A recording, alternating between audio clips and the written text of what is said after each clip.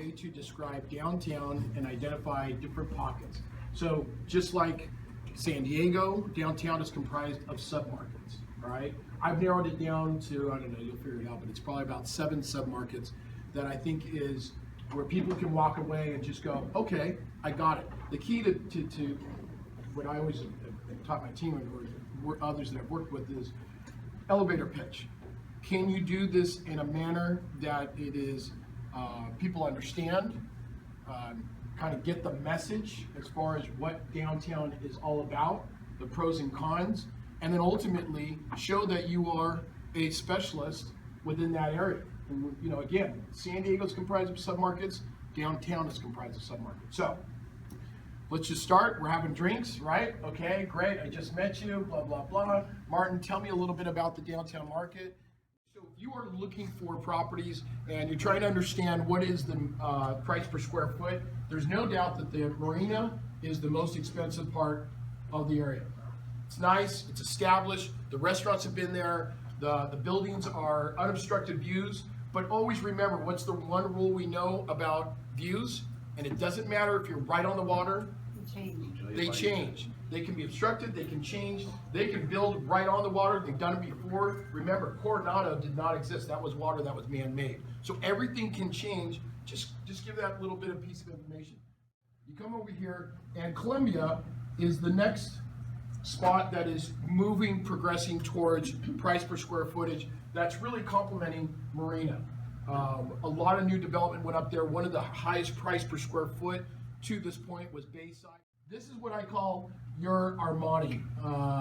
It's really $1.50. This is your Armani. This is your boutique. This is where people love to go and have restaurants. The restaurants, the food, the activity.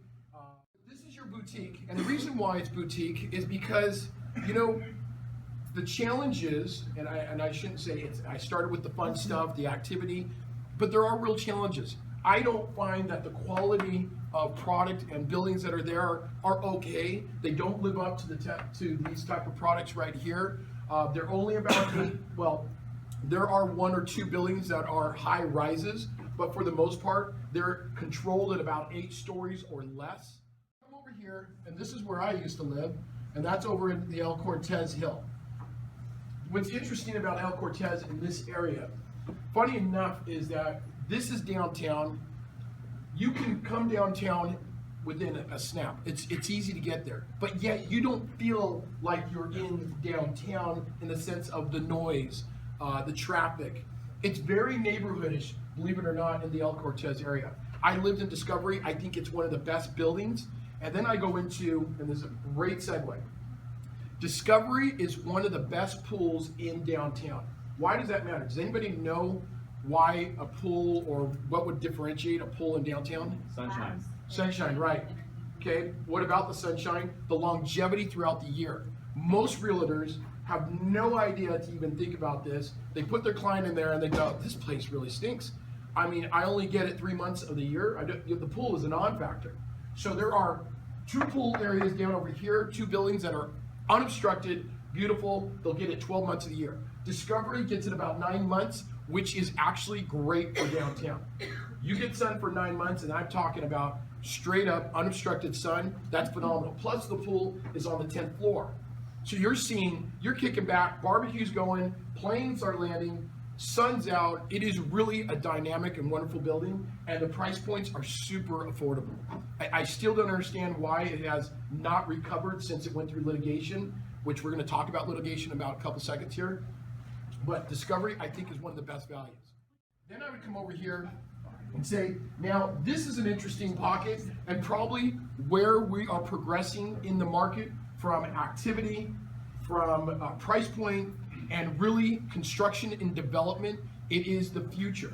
And this is East Village and out, okay? You have the library, you have the law school, in the library, which is an incredible piece of architecture. You have the grade school that's inside there, but more importantly, you have all the restaurants that have just been, I mean, it is really, it's a youthful movement that's occurring there.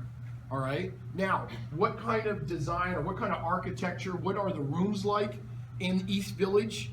Are they your traditional 2-bedroom, 2-bath? They're really not. You run into Icon and buildings like that. There are more of a hip East Coast vibe is what I would give off. A lot of studios. Some have been converted into 1-bedrooms or 2-bedrooms.